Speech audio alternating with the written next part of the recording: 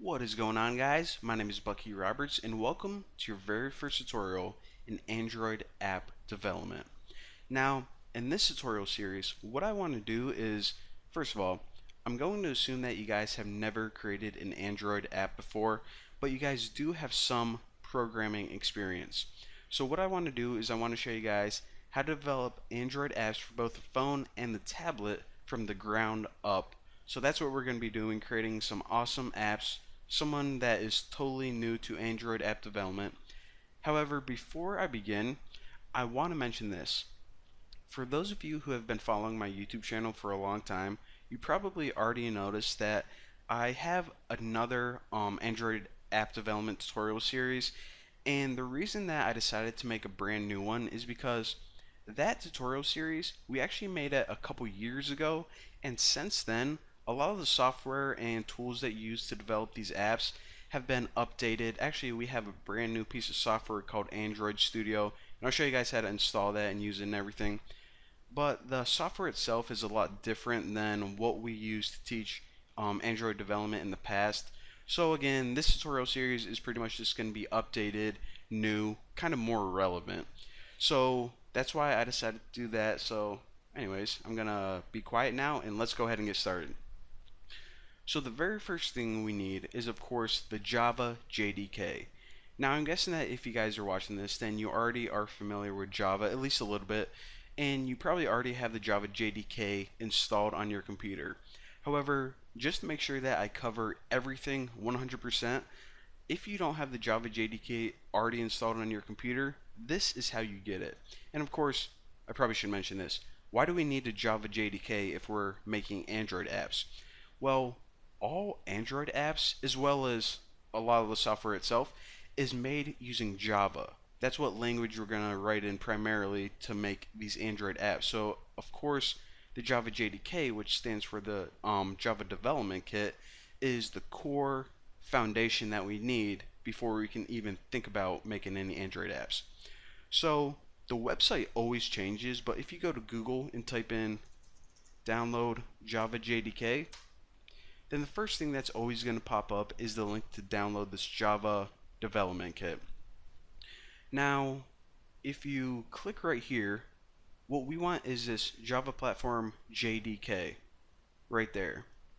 However, whenever we click here, we see that we have a lot of Java development kits that are available for download. Alright, so we know that we don't want Linux because I'm not on Linux. We know that we don't want Mac, so we have a couple options here, Windows x86 and Windows 64. Now, the difference between these two is 64 is for the Windows 64-bit version, and the 86 is for the 32-bit version of Windows. So if you don't know what version of Windows you have, go to the Start menu, and where you see Computer right here, right-click it, and then you're going to see a thing called Properties. Whenever you select that, if you look at your system type, it says, okay, 64-bit operating system. So that means I have Windows 64-bit. So whenever I download this, I'm going to choose 64. If yours says 32, then click this one right here. But, of course, you need to accept the agreement first, and then download it. And what it's going to do is it's going to download an executable file, and it's going to take a while, so I'll pause my video. I won't make you watch the whole thing. And we are back. It took about a minute, but now I just download the entire executable. And of course, if you're on Chrome, which you probably should be, highly recommend it, then go to your downloads and you can just click that. However, if you accidentally close out of that, then of course your downloaded files, if you go to your, well, I'll just show you guys. Alright, you can either go to your computer from Windows Explorer and click downloads. That's probably the easiest way, so just do that. So anyways, whatever file you just downloaded, double click it, and then of course, I actually don't know if you could see that. I don't know if my screen recorder showed my system little pop-ups there, but it says, do you want to allow this to access your computer? Yes. Let me close out all this. Alright, so this is really self-explanatory. If you ever downloaded anything before, then it's going to be simple. Just click next, next, and it's going to do all the hard work for you.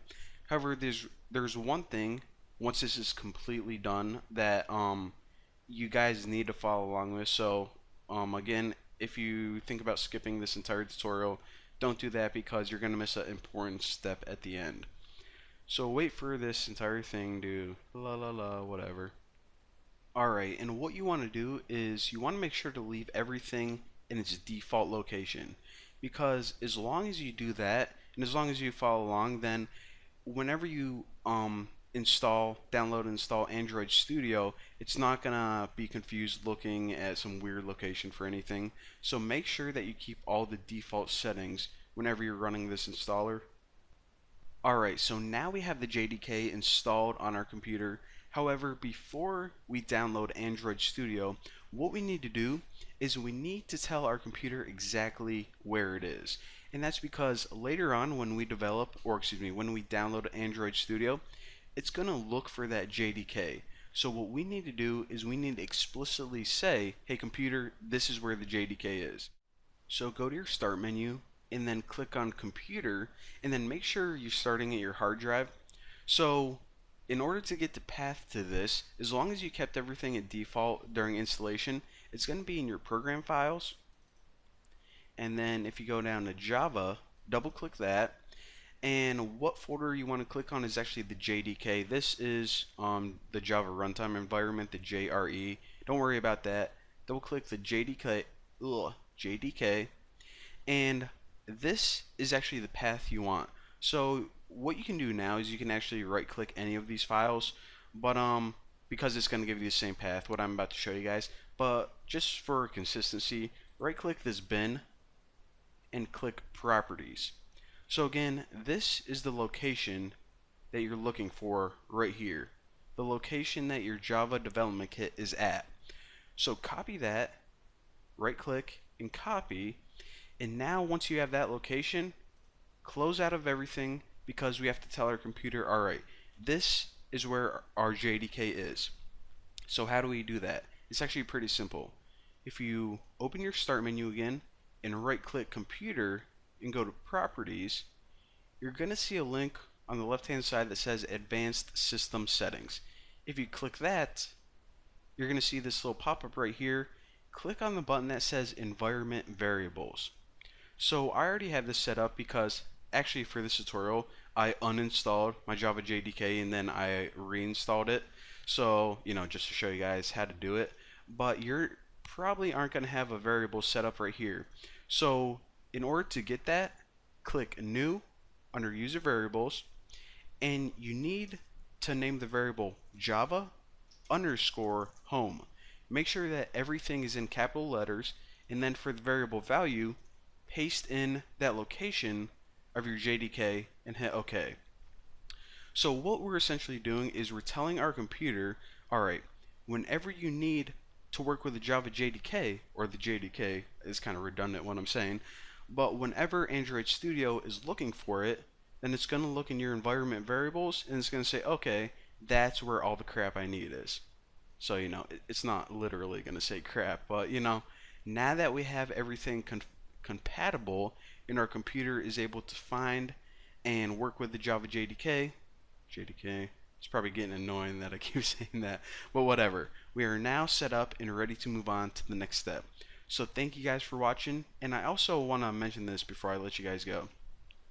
If you guys have any questions during this entire tutorial series about anything small, including a little bit of code, or anything big like maybe you have an error while you try to install something, then go to my forum, and under this section right here, Java and Android development, if you click that, you can create a new post, and then you can ask it right there, and a lot of people are always here willing to help. You can also browse some of the common topics, and there's a lot of good information in here as well. So chances are, if you have a problem, someone already asked it and they already figured it out.